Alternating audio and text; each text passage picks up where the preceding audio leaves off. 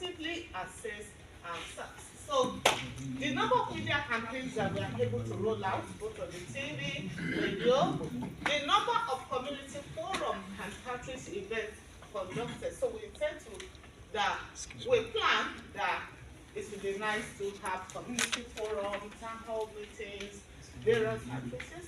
Then we will also look at the number of trade associations reached. It's very, very critical. What is the number reached?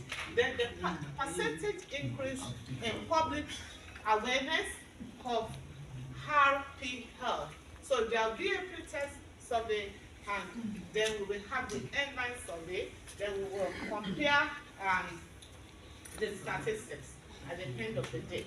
So part of our indicator for success will also be the number of inquiries and applications. So we hope that at the end of the period, people will start asking questions.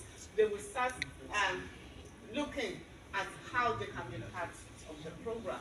So the second intervention is trade mapping. We want to map trades and associations who have related business with TVETs. Then we also hope to engage them. So there will be a database of trade associations in Ogun State and skilled informal workers. So we will have their database so that we can engage their leaders in identifying master crafts persons.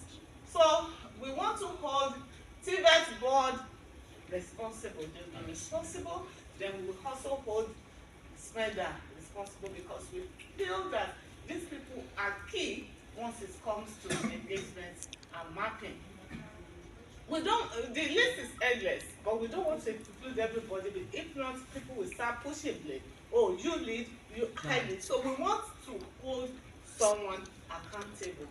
So we are looking at the deadline of September 2025 to July 2030 for the plan. So that means that our mapping will be continuous. As new things emerge, we continue to update our register, we continue to engage throughout the 5-year period. So we are looking at state level database of trade associations. So whenever anybody comes, anybody whatsoever, so these are the indicators of success that we will give them.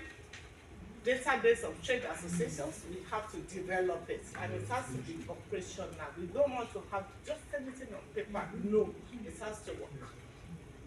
The number of trade associations mapped and documented, we have said we will map them. Number of skilled informal workers profile. That means that we have to profile each and every one of them. The number of engagement meetings held. So as part of the engagement, there will be advocacy, there will be practical, there will be all kinds of programs. Then the number of mastercraft persons identified and validated. So we have to validate them that they exist and they are working within the various fields. So we also intend to have a pilot implementation. By the pilot, we will, before scaling up, we will do a small study, we have to test using the pilot. So once the pilot is successful, and we feel that for the piloting, we shouldn't work with too much. No, we should work with maybe one or two. Then at the third stage, of course, we will see what has to improve. Then we continue to document the lessons learned. For subsequent piloting, we will look at what has worked and what has not worked, the lesson learned, and we will put that as part of the how do you call it?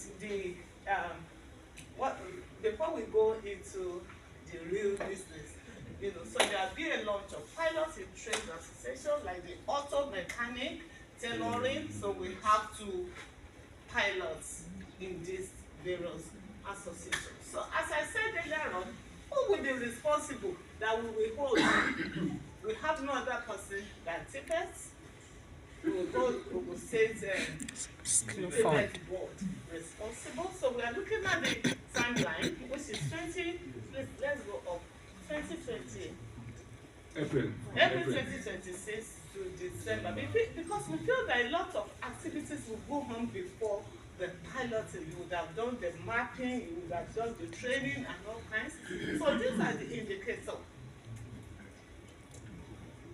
The indicators: number of pilot RP programs launched, how many have we successfully launched?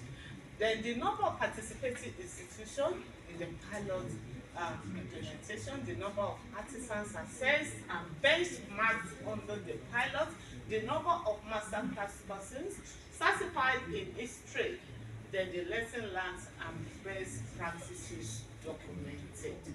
Yes. So the first one will be the assessor capacity building. We want to build the capacity of the assessors through training and certification and